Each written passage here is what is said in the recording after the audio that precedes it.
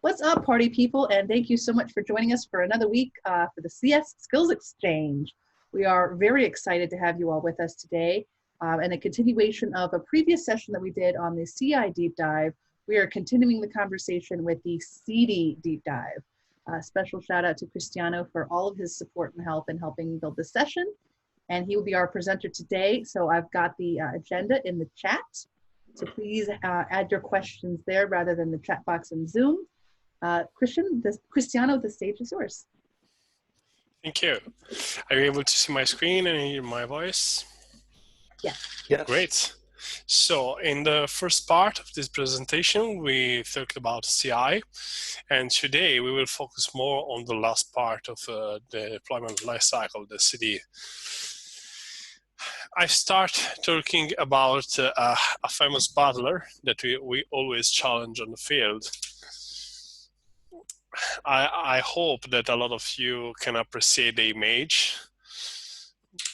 So usually we found customer that having an existing Jenkins installation, and sometimes it's not that easy to approach a migration from Jenkins to GitLab pipelines. So what we have to keep in mind talking about these kind of things. I'm not talking today about direct tool or similar. I'm talking more about the strategy, but I'm happy to make a follow-up if you want, talking about real tool and conversion. So the first point is that Jenkins is in some case similar to our product. It starts from a Git or SVN clone, and is able to set up a list of jobs and maybe approval in the middle. One important thing is that we need, obviously it's able also to define environment like we do. What is important to keep in mind that usually you will never find true installation of Jenkins that are similar, because Jenkins, like other applications, are based on plugins. So there is a wide library that you are able to search on the Jenkins website. You can install a lot of different tools that are changing deeply the Jenkins behavior. So you could use a tool that extend the privilege management. You could use tools that extend the environment. You could use tools that let you easily deploy your code to a specific platform like Kubernetes.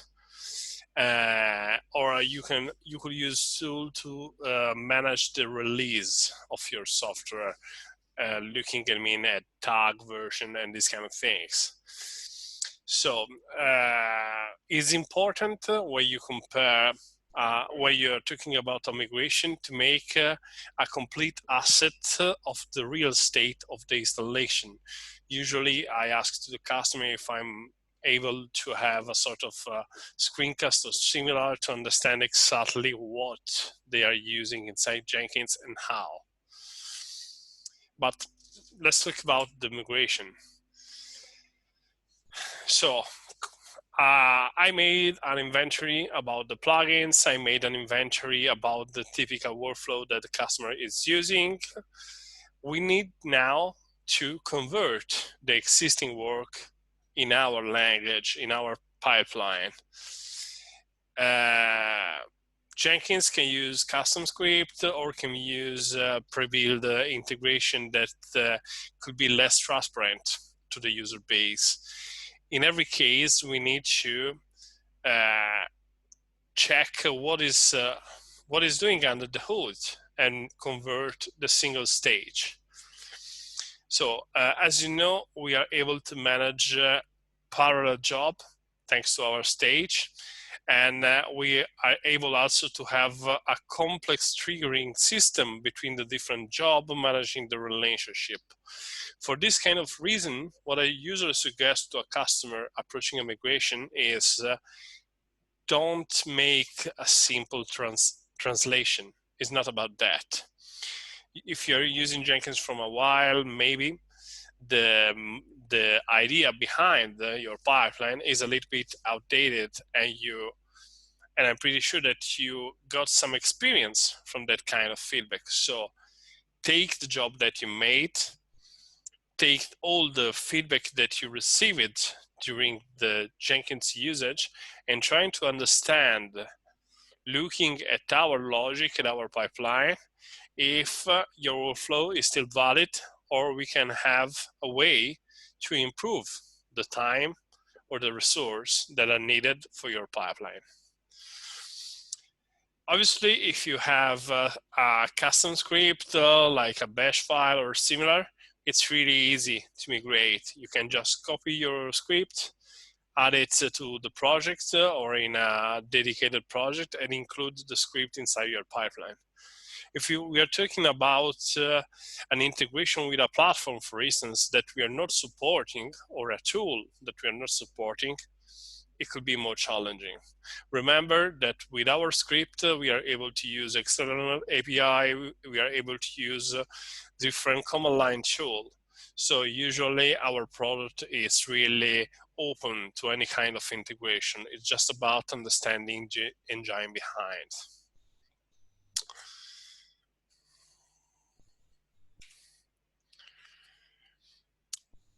A lot of customers are looking at the plugin-based logic as an advantage, but keep in mind that at the end it will happen like any other plugin-based application. WordPress is totally the best sample that I have in my mind. You start just with the core version, you start adding plugins, and at the end you have a long list of plugins that are not tested between them, and nobody is giving you any kind of warranties about the compatibility with different plugin and version, and especially about unexpected behavior. So having a lot of plugins, it means to have a lot of configuration, a lot of time spent to ensure that everything is working. And more plugin you are going to add, and less confident you will be at the next update. This is totally the logic that is behind our tool, as you know. And this is something that we should always put on the table, talking about Jenkins versus GitLab. It's true that we don't have plugins, but you know that we have many other ways to integrate with third-party application. GitLab Managed Apps is a perfect instance. Actually, we are letting the customer easily install also complex platform like Prometheus or Elasticsearch, or for instance, all the part regarding Kubernetes. So it's not the same, but remember that we have a totally good level of API, a good level of integration. You can check the integration page inside the project configuration. And we have also the GitLab Managed Apps that is letting you to integrate with a complex architecture. Any question regarding Jenkins before that I move to Kubernetes? Great. Kubernetes. I think that this is one of the more requested topic talking with the customer. Actually, we are totally integrating with Kubernetes in a lot of different way. We are able to deploy GitLab on Kubernetes. We are able to deploy just runners on Kubernetes. We can deploy our application inside Kubernetes, or also deploy a Kubernetes cluster from the GitLab integration. And obviously, we can deploy all the core infrastructure services with our managed apps. But what we need to know before to proceed with this kind of integration. So let's give a look to the different scenario. Kubernetes is obviously a complex architecture, many layers to debug. If we are going back to the typical monolithic application staying on a single Linux server, usually the developer was able to connect to the machine and give a look to the server logs or application logs directly. This is not possible in a microservices architecture. Usually you have more network layer that are virtualized, you have a complex storage management, and especially you have all the microservices that need to interact with them, usually between an API layer. So it's totally a more complex situation. Just think to a single component that is scaled to 5 different instances. And if you want to have an overview to trace a user activity, you need to collect the log for the whole platform, not just from one single server that you are able to access that. So you need a lot of satellite services that letting you tracing networking, storage, application log, and whatever. So it's really important that the customer recognize this kind of skill set that is required. It's true that we have a wizard to deploy different kind of Kubernetes integration, but remember that a wizard will not help you when something is going to be broke. So sometimes I heard some customer that is approaching Kubernetes just with our integration with no clue about what maintaining a Kubernetes production environment it is. In this case, I totally suggest to evaluate professional services, training, or whatever. It's not a platform that you can just install with a wizard and go on it. And this is totally the same for any complex architecture. Sometimes we talk about HA, disaster recovery, and similar.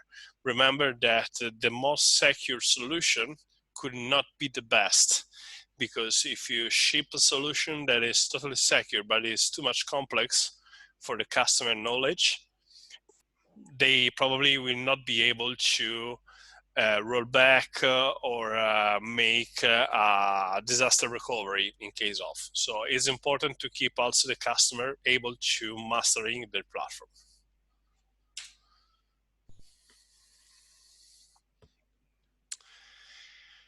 GitLab on Kubernetes. You are able to install GitLab on Kubernetes using our official M chart. Let's give a look to the common question.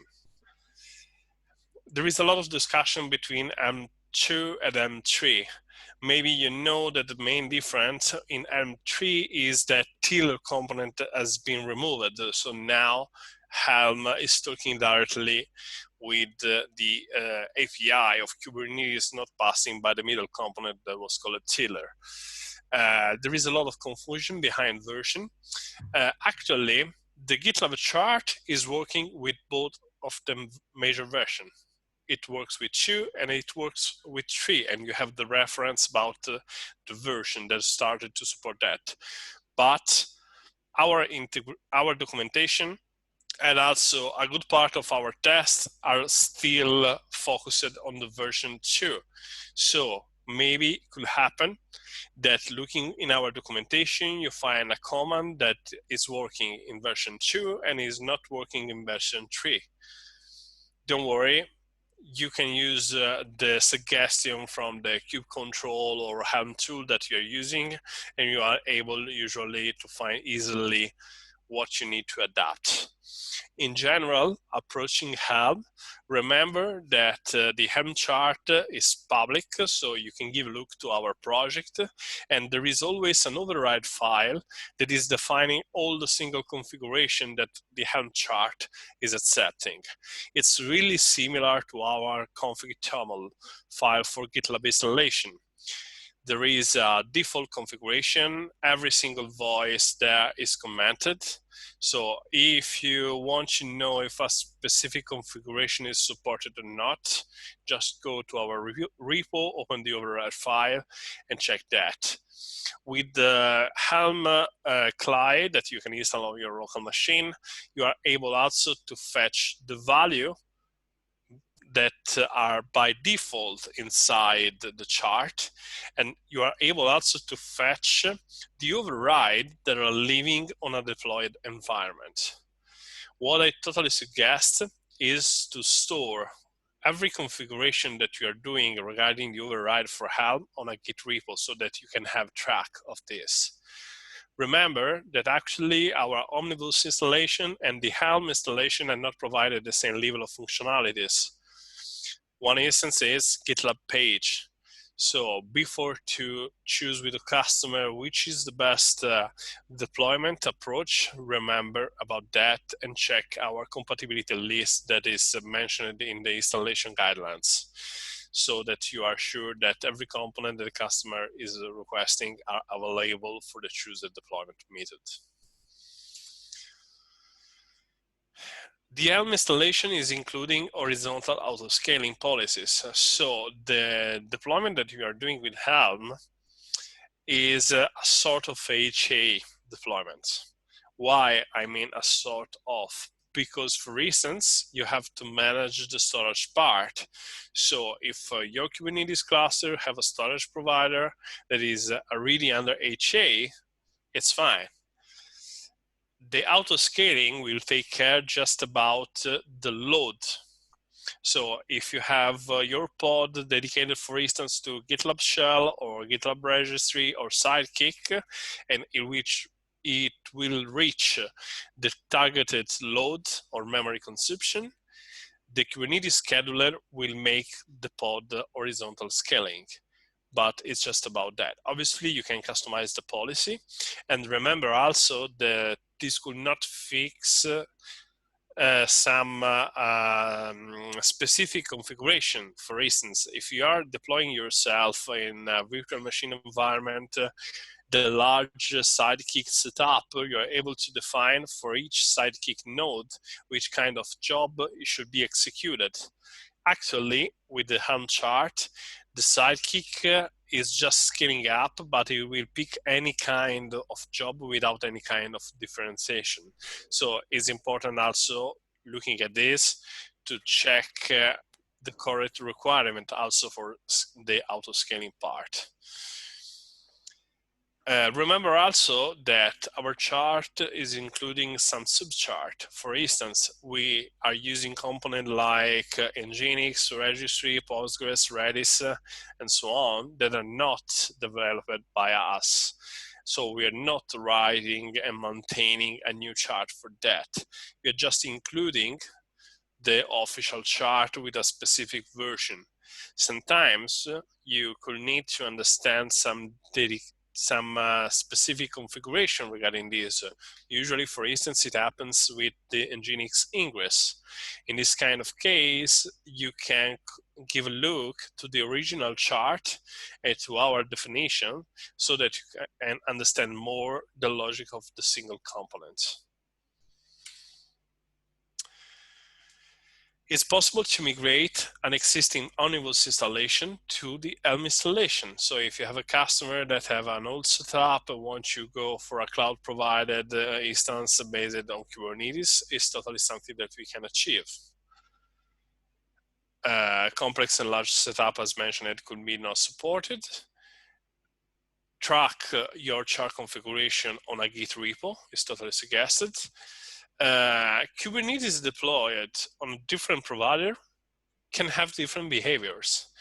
OpenShift is the perfect instance about that. Red Hat basically put an authentication layer in front of the Kubernetes API. Our integration is trying to talk directly with the Kubernetes API, but something is not working as expected. So pay attention to the version that we are talking about Kubernetes, pay attention to the provider that we are talking about.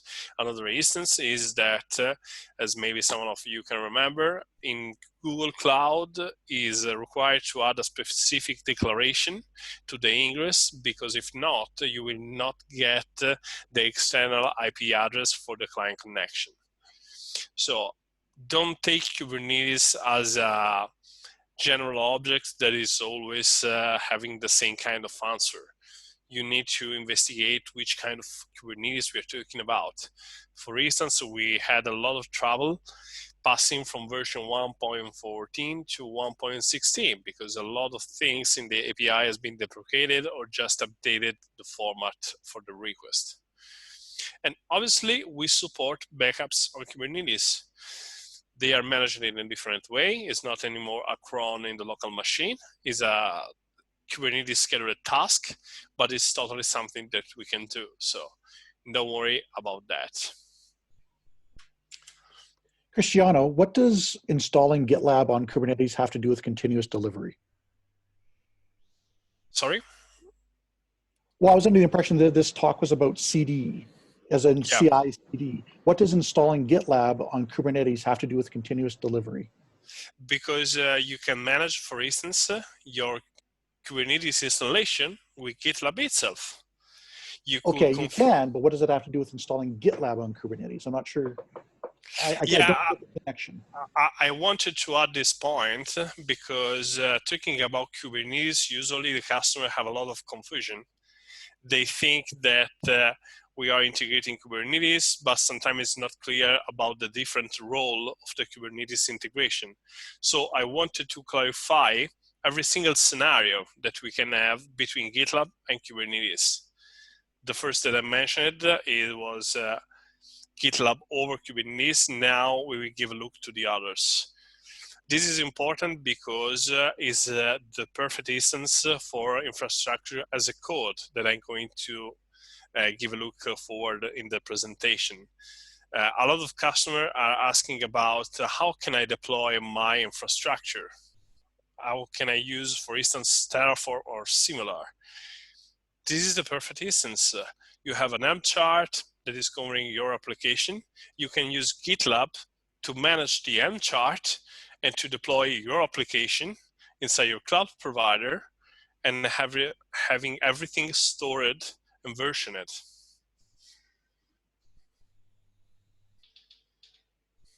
Did I answer it to your question?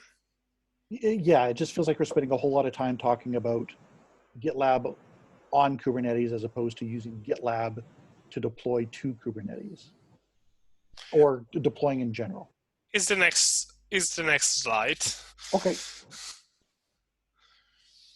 Runners on Kubernetes. For each new job, first of all, we have actually an Helm chart that is letting you deploying runners inside Kubernetes. The common error that I see is the customer that is trying to apply autoscale for the runners. But this is not the way it should work. Basically, what we deploy with our runners is a listener, is a container that will connect with our infrastructure, looking at our queue, will connect to your Kubernetes cluster, and for each new job that it will be created, it will spin up a new pod. So if you want to scale up your runner with Kubernetes, it's not about scaling up the first pod that you see after the deployment.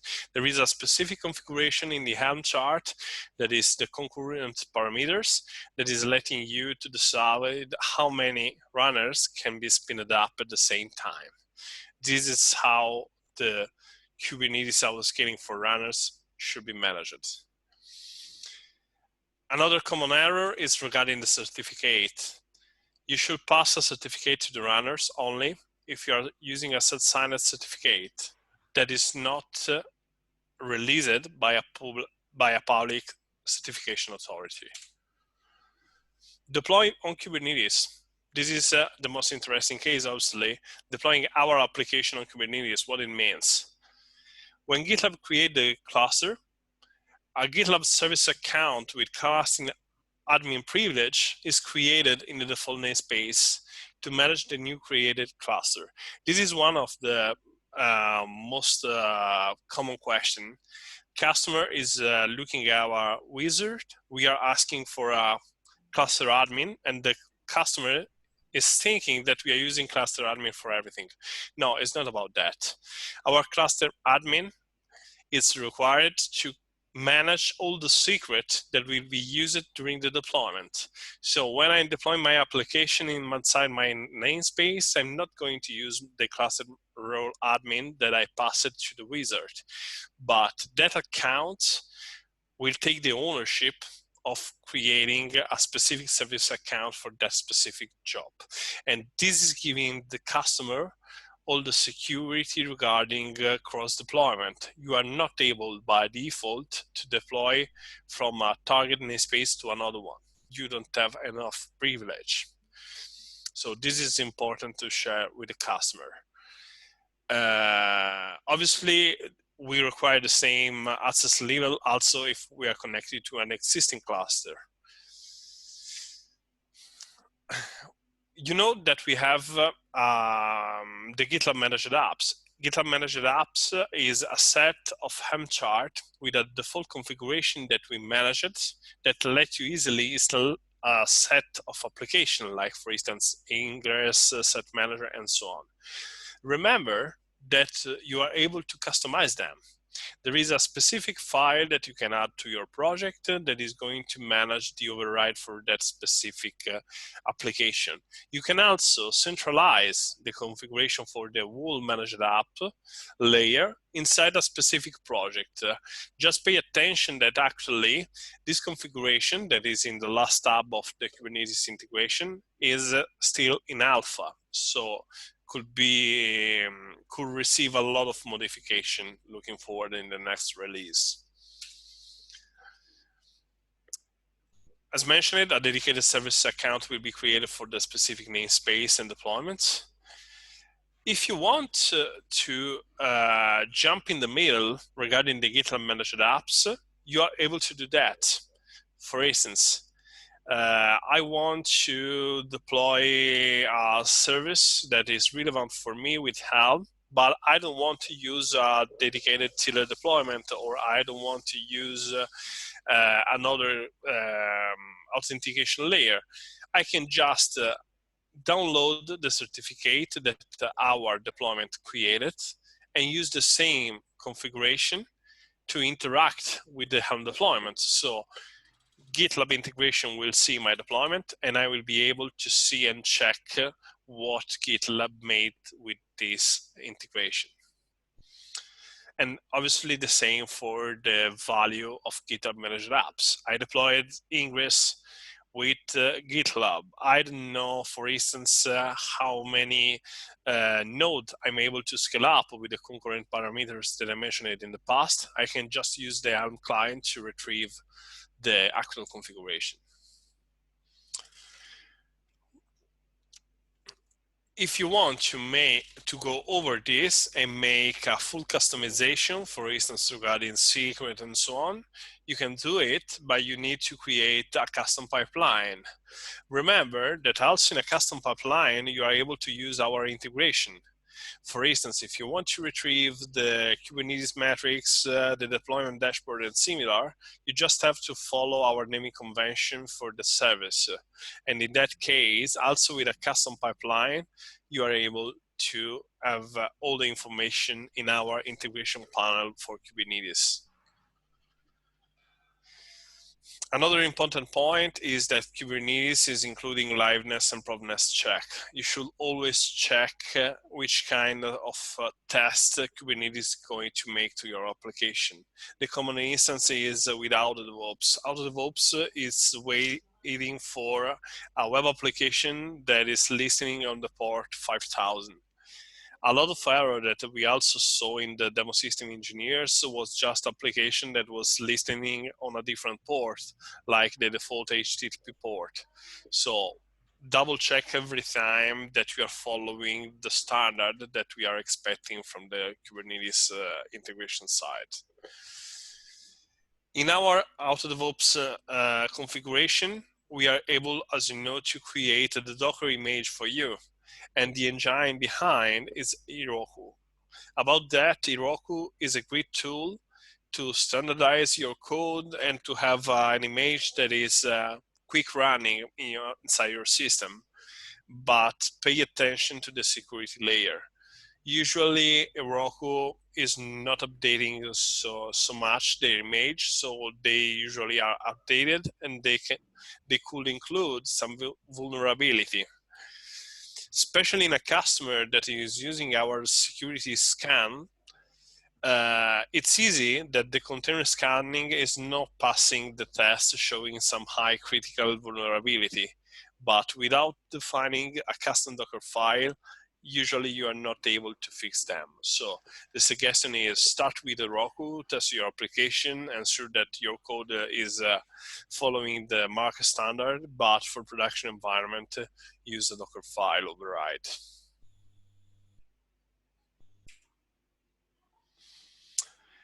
Infrastructure as a code. This is one of the common topic talking about continuous deployment. A lot of companies now have a large setup regarding the infrastructure, usually hybrid, at least in the EMEA. They are using a part of the internal data center, a part of different cloud provider, and it's always important to have a way to manage that. And infrastructure as a code is the solution for all of this trouble. Basically, you can use a Git repo to store the configuration for your cloud provider or your data center, depending on the environment, obviously. But infrastructure as a code make it easy to define and ensure that your infrastructure is running as defined. Is let you have an easy catalog about what has been deployed. You are able to build fast and scale faster. You are able to manage the access control.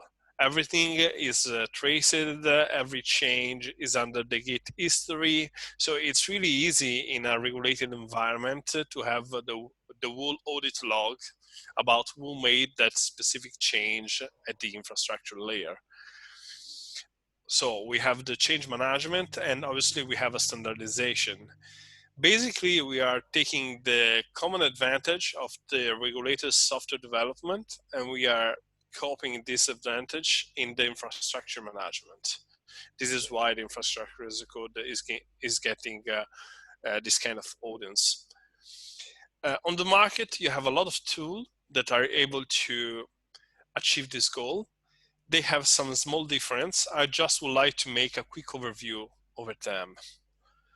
Puppet is a tool that is based on a client-server environment. Basically, you have a catalog when you define working on the host name, which kind of configuration should be set up on the client. The client is fetching the new version of the catalog every 5-10 minutes and is applying the configuration. This tool is going to be a little bit outdated because it's more oriented to the normal virtual machine environment or bare metal. Actually, with microservices, the adoption is going low, but it is still used from a lot of companies, and it is totally an interesting tool. How Git work with Puppet? Usually, you store the catalog configuration inside the Git repo. You have the Puppet server that is fetching the configuration from there, and the client are downloading the updated catalog from there.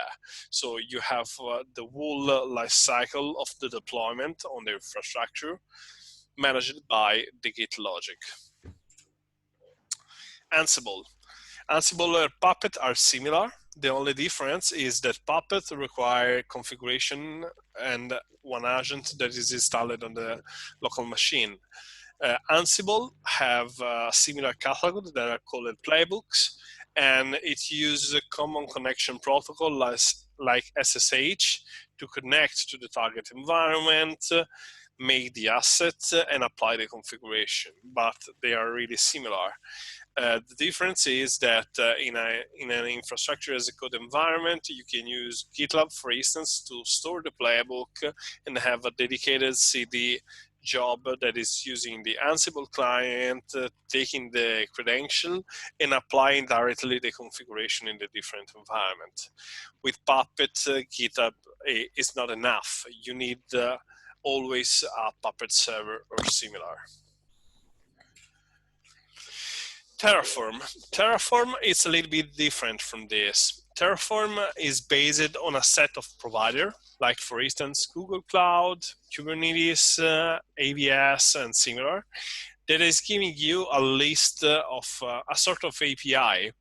Basically, you add your credential to the Terraform configuration. You have a list of function and objects that you can manage from that provider, and you are going to use a set of modules to define the configuration for each object that are available from the provider. About that, keep in mind that from version 13.0, we started integrating more Terraform with our interface. For instance, you are able now to see the result of the Terraform apply inside the merge request screen. And remember also that we have a strong relationship with HashiCorp, the company behind Terraform, and we are working a lot to improve our tool synergy. So it's totally something that is interesting. Another point that could be interesting for you is the demo system engineer platform. The whole platform is managed by GitLab and Terraform. You have access to our repo. You can find also one repo dedicated to Ansible. So if you are looking for some piece of code or snippet or just some instance to share, obviously after a proper clean with the customer, it's a great repo, and Jeff is totally an expert that you can ask to in case you have some trouble with the Terraform configuration. Also, in this case, the catalog is the part stored inside GitLab, and with our last release, we are able also to store the Terraform state, that is basically the result, the asset after that Terraform run. So we can use a pipeline to deploy our configuration to the deployment environment, but it's not like deploying a software. There is some crucial difference between deploying software and deploying infrastructure. Not everything can be routed back. If you destroy a resource, like a virtual machine, maybe the hard drive containing data is not available anymore. So you should pay more attention regarding that. And remember that inside our pipeline, we are able to define if a job can be stopped or not, if a job can make a specific number of retry and similar, or if it's allowed to fail or not. This is totally important talking about infrastructure as a code.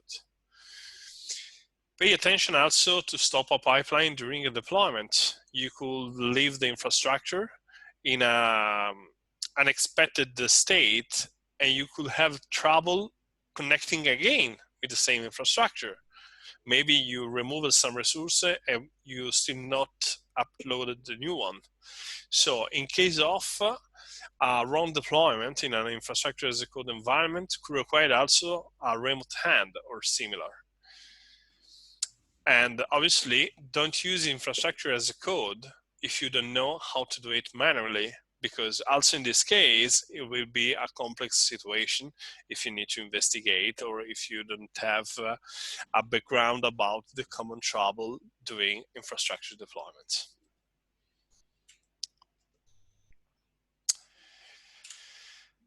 Closing this presentation, I added a couple of workshops at the end. Is something that you can totally try or not. Is up to you. No feedback or follow-up will be scheduled. Is a couple of exercises that I added here. If you have trouble following them, you can totally ask me for support, and we can review what you are trying to do. There is any question?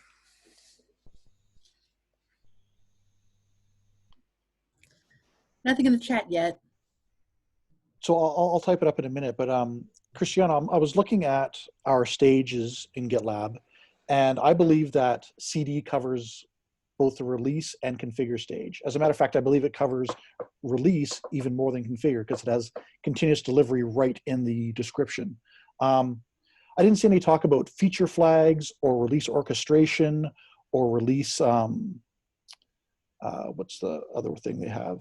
Or release analytics or that kind of thing. Yeah.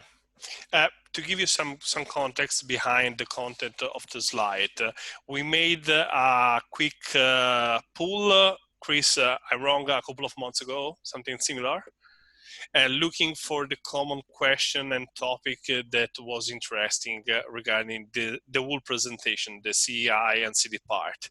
And what you mentioned wasn't in that list of requests. Actually, Kubernetes was one of the most requested things, like Terraform and similar. If we have other topics to cover, I'm totally open to schedule a new session.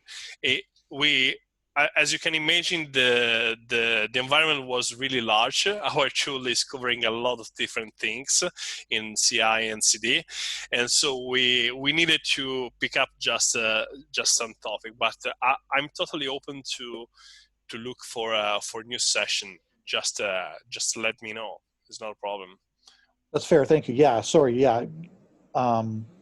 CD is a very broad scope, and I can see how you focus the scope more on the configure side than the release side. So I'll talk to Chris about getting enablement on the release side of things. Thank you. In addition, thank you for the feedback.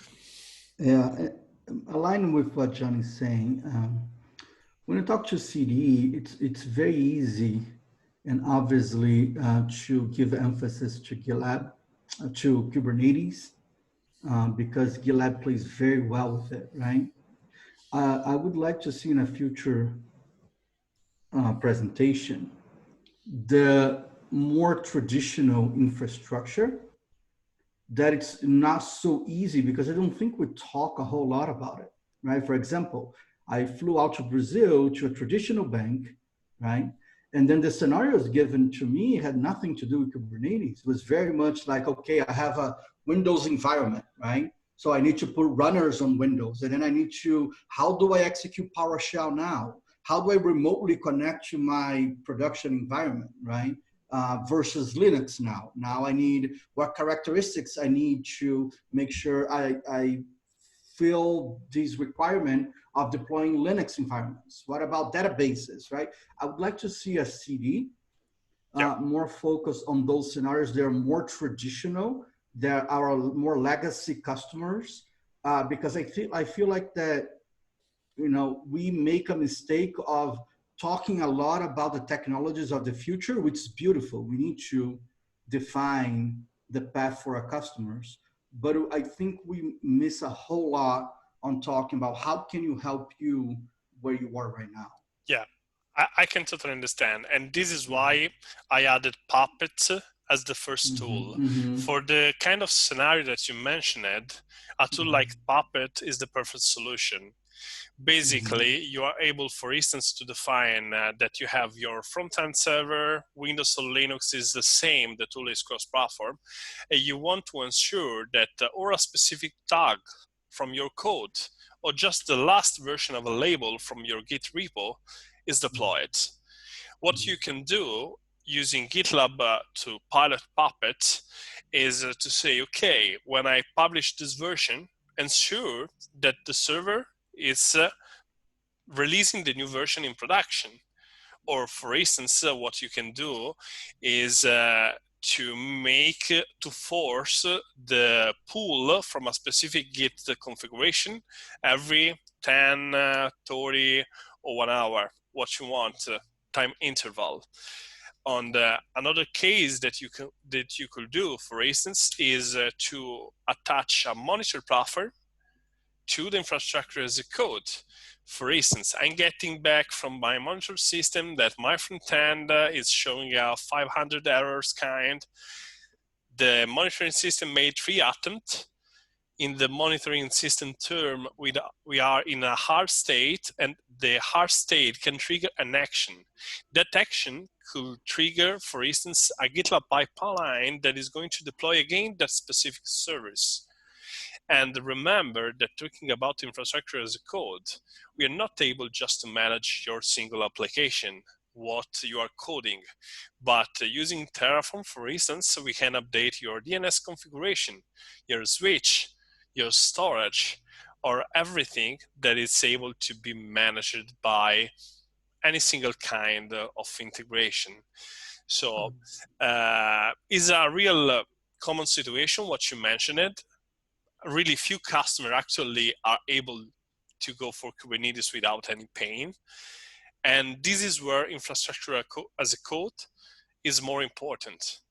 because when you have a customer using Kubernetes from a cloud provider, you may not have that kind of infrastructure as a code, because the 90% of infrastructure is transparent. They choose to have just an API in front. Maybe they're just managing domain or similar. But if we have a traditional customer that maybe is owning a data center or similar, they totally want to ensure that that specific VLAN or deployment has been changed after a specific issue. We go back to the change management, and they want to ensure that all the validations being made. You know, we can make all the tests. For instance, usually this kind of tool have a link test, because just a syntax error can break your platform. And our approval stage are perfectly fitting this kind of situation, because you can have the data center owner that approve that you are going, for instance, to take 3-4 bare metal node for the new deployment and similar. So our tool is correct that we have an easy plugin for Kubernetes, but the reason why we are not having that kind of plugin for the legacy is just because the legacy have really a wider kind of environment. There is a lot of tools that we are able to integrate, but have a different story behind. I put it on the table just 3 tools, Puppet, Terraform, and Ansible, but there is also Chef, there is CF Engine, and it's probably a longer list. So in general, my suggestion is go back to the origin, how they are managing the release manually. They are copying the artifact, they are launching a script, which is the level of the automation for the actual release. And if they have a tool that is managing the platform, we are totally able to integrate with that tool and to migrate from the, from the tool usage to a real infrastructure as a code. If the customer is not doing that, actually, we need a middle step when we convert manual action to some script with some logic, but we are still able to do that. Cool. Thanks, Cristiano. Just taking a look at the time. We have time for one more question.